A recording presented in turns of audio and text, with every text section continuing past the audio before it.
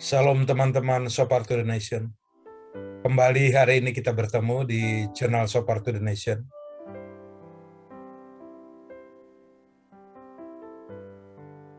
Untuk motivasi hari ini, saya baru baca beberapa berita secara online.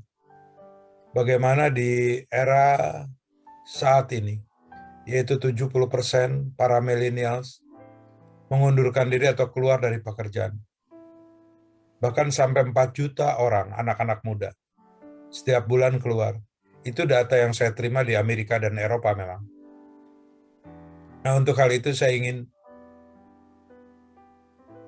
bercerita tentang hal ini untuk saudara-saudara. Saya akan mulai untuk membaca firman Tuhan dulu.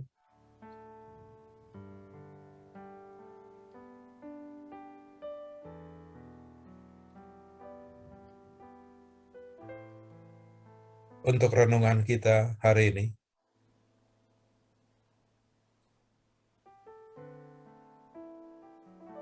Demikian firman Tuhan. Barang siapa setia dalam perkara-perkara kecil, dan ia setia juga dalam perkara-perkara besar. Dan barang siapa tidak benar dalam perkara-perkara kecil, ia tidak benar juga dalam perkara-perkara besar.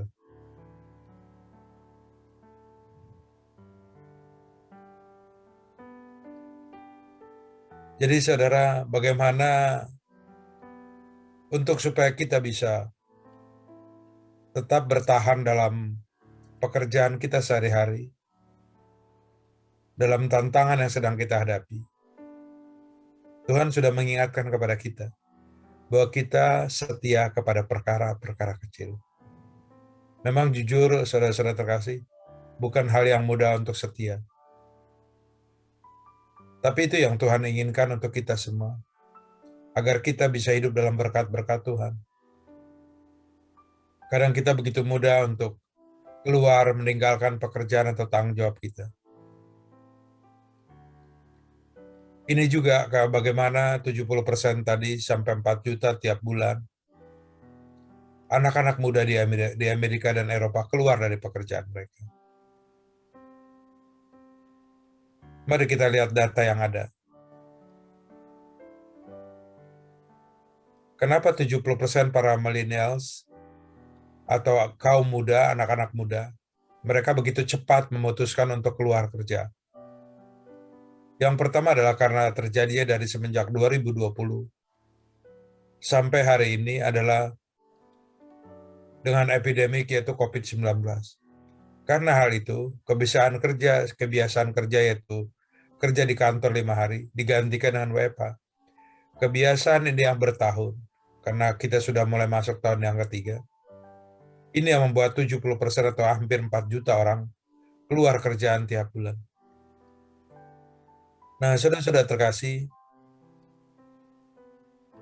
ini semua kenapa juga? Selain dari dampak COVID dan WFH tadi, di sisi lain ada satu industri yang begitu tumbuh di seluruh dunia, yaitu yang disebut industri IT, yang terdiri dari software engineering, cyber security, artificial intelligence, ekonomi digital, cryptocurrency, dan juga startup. Ini membuka lapangan kerja yang begitu luas untuk kaum muda. Karena sebagaimana kita ketahui, untuk belajar yang disebut IT atau coding, itu tidak perlu sarjana lulusan IT atau mungkin sekolah menengah kejuruan IT. Tapi banyak, bahkan anak-anak remaja masih SD, SMP, sekarang sudah mulai belajar coding. Ini saudara yang menjadi kesempatan, dan ini juga yang membuat 70%. Tapi Tuhan mengingatkan kita untuk tetap setia kepada perkara-perkara kecil. Maka Tuhan akan memberikan kesempatan kita untuk melakukan perkara besar. Mungkin industri-industri ini penuh tantangan, menjanjikan masa depan yang baik. Tapi Tuhan juga menekankan kepada kita untuk setia, saudara-saudara terkasih. Kita akan lanjutkan firman Tuhan. Saya akan bacakan firman Tuhan sebelum saya akan tampilkan data yang kedua. Bagaimana hasil survei?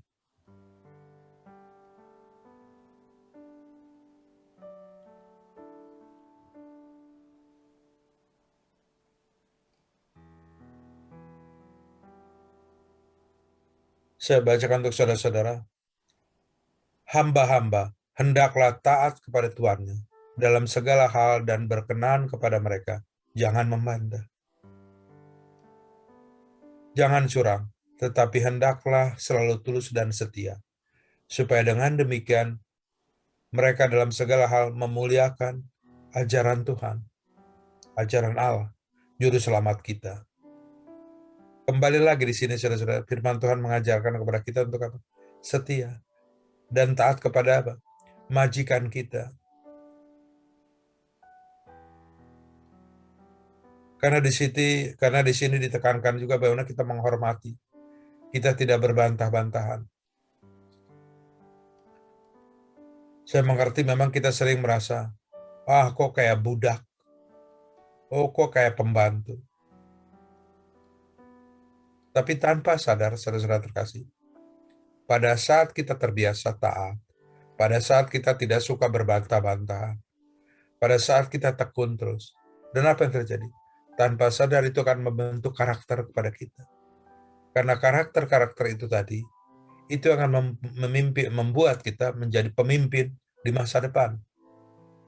Karena mimpi kita semuanya pasti kita tidak mungkin hanya menjadi karyawan biasa atau staff, tapi kita juga pengen jadi manajer, GM, Vice President, atau bahkan CEO di perusahaan tersebut, atau COO, atau CEO, Chief Executive of Finance, atau apapun juga.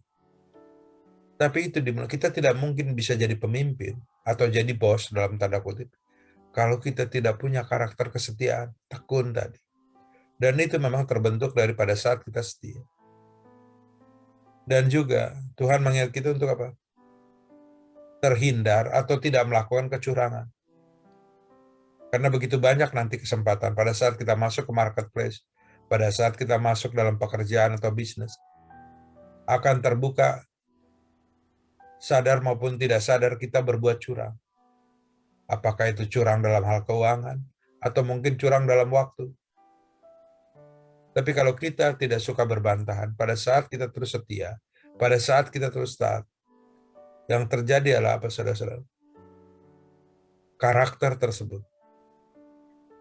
Saya akan tampilkan data dari beberapa perusahaan atau perusahaan survei.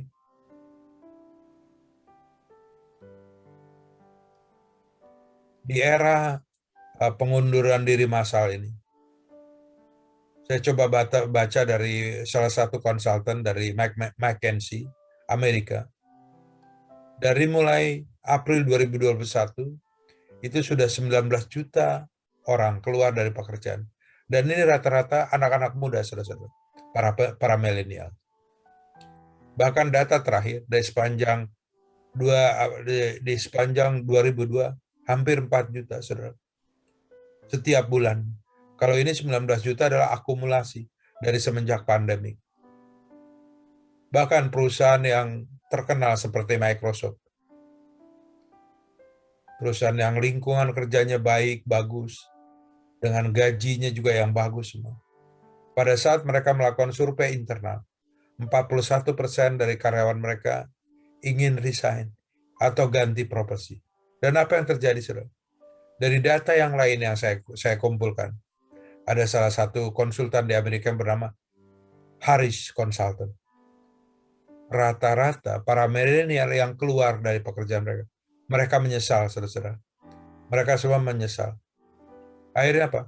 Bahkan begitu besar angka, mereka cari kerjaan yang kedua. Dan pada saat dapat kerjaan yang baru, setelah keluar tadi, mereka mengalami penyesalan lagi. Mereka melihat lingkungan pekerjaan yang tidak seperti mereka bayangkan.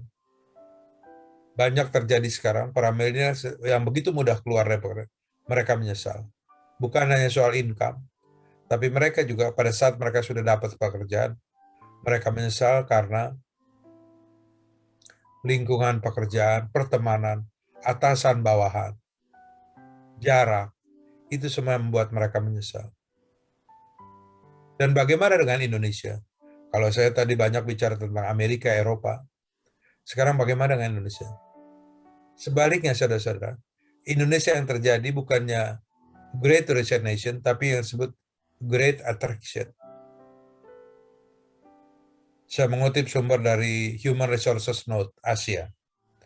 Yang terjadi di Indonesia adalah kebalikan. Pertama adalah karena apa? Karena para milenial di Indonesia diuntungkan dengan ekonomi yang tetap bertumbuh. Walaupun di era pandemi tetap ekonominya bertumbuh. Sehingga apa?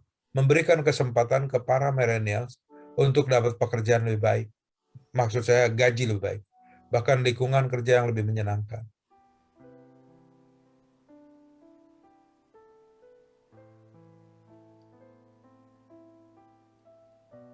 Kenapa saudara-saudara ini terjadi?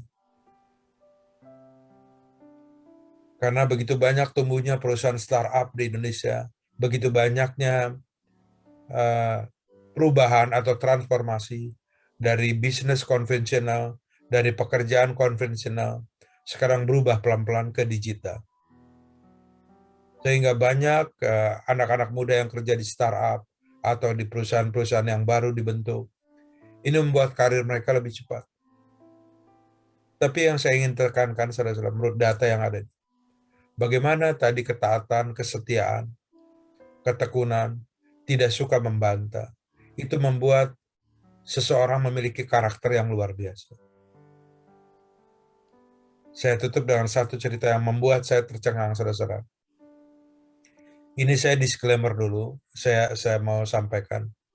Karena kebetulan hari-hari ini, itu Goto, perusahaan baru sedang IPO, sedang mau jual sahamnya ke publik. Jadi saya lagi bukan mau menyarankan saudara-saudara untuk beli saham IPO-nya Goto. Sama sekali, itu makanya saya disclaimer. Tapi ini yang membuat saya tercengang. Ada seseorang karena ketekunan, karena kesetiaan, karena tidak mau berbantah-bantahan, memiliki kesempatan punya uang 1,2 triliun. Ini perhitungan saya. Seorang pribadi yang bernama Melissa Saskia Juminto. Melissa adalah karyawati dari Tokopedia yang masuk tahun 2012. Seingat saya Tokopedia berdiri di 2019. Jadi setelah 3 tahun berdiri, Melissa selesai kuliah, dia kerja di Tokopedia sebagai bagian accounting, finance. Dan Melissa terus, dia tekun, dia setia. Bahkan pada saat atasannya menyuruh dia pindah ke bagian marketing, Melissa tetap dia tidak mau membantah, dia ikut. Ini yang membuat saya luar biasa, saudara-saudara, teman-teman, Soparto Indonesia. Karakternya terbentuk, pribadinya terbentuk. Sehingga membuat dia begitu banyak menerima penghargaan dari Tokopedia selama karirnya. Mulai dari finance ke marketing. Bahkan setelah saya baca prospektusnya Goto yang sedang mau dijual, yang sedang IPO, jabatan terakhir dari Melissa tadi ini, yang tadinya bagian accounting, sekarang sudah jadi Chief Operation Officer, COO jabatan. Oleh karena itu kalau saudara buka di prospektusnya Tokopedia, Goto, yang mau dijual sahamnya, Melissa adalah pemilik dari 0,34% Goto, saudara-saudara. Tadinya saya tidak pada saat saya baca, saya tidak tercengang melihat 0,34%. Biasanya kalau perusahaan saham, perusahaan publik itu kalau kita punya 5%, itu baru luar biasa. Saya pikir biasa. Tapi pada saat saya lihat berapa nilai daripada saham yang akan dijual ke publik tadi, saya lihat saudara totalnya adalah 400 triliun rupiah. Dan saya ambil kalkulator. Dari 400 triliun, saya kali ke 0,34. 1 triliun lebih, saudara-saudara. Ini saya ambil angka kira-kira. Bayangkan, pada saat seseorang mau tekun mulai dari membangun karirnya dari sebagai bagian accounting, finance, dipindahkan ke bagian marketing, sampai ke operation. Dan hari-hari ini memiliki saham di Goto yang mau go public 0,34 atau setara dengan 1 triliun rupiah. Masih muda, saudara-saudara terkasih. Masih muda. Saya tidak tahu umurnya, tapi saya lihat masih muda. Dari sini kita bisa belajar. Dari sini kita bisa belajar bagaimana karakter itu menentukan. Kita tidak mudah untuk menyerah, kita tidak mudah meninggalkan pekerjaan. Walaupun mungkin pekerjaan tersebut membuat kita tidak nyaman. Tapi sebetulnya di sisi lain, kalau kita mau melihat ke yang lain, kalau kita mau devotional, kalau kita mau renungkan, kalau kita mau coba pikirkan, dan kita terus mau bangun harapan kita kepada Tuhan. Tanpa sadar, karakter kita terbentuk. Pada saat kita sabar, pada saat kita mau rendah hati, pada saat kita terus mau tekun, disitulah karakter seorang pemimpin. Karena kalau tanpa karakter, bayangkan, kalau umpamanya tiba-tiba saya punya uang 1 triliun, mungkin saya akan berubah menjadi orang yang sombong. Mungkin saya berubah menjadi orang tidak pedulian.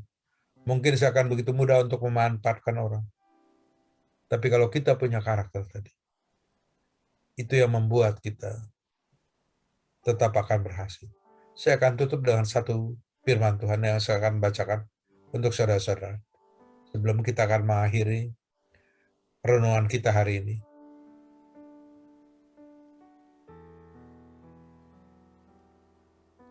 Demikian firman Tuhan.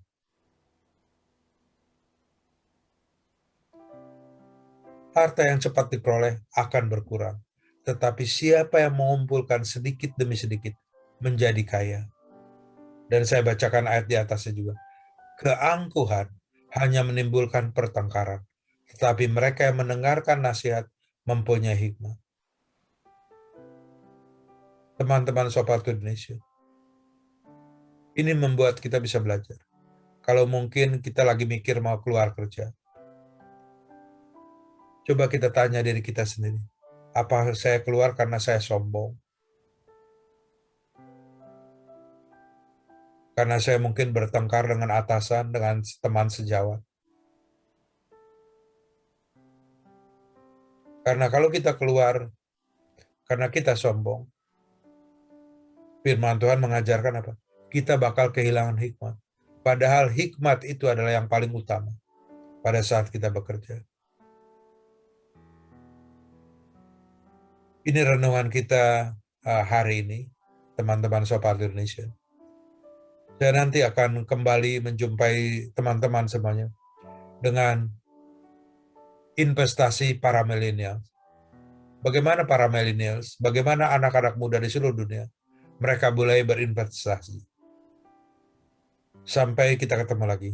Tuhan memberkati kita semua. Amin.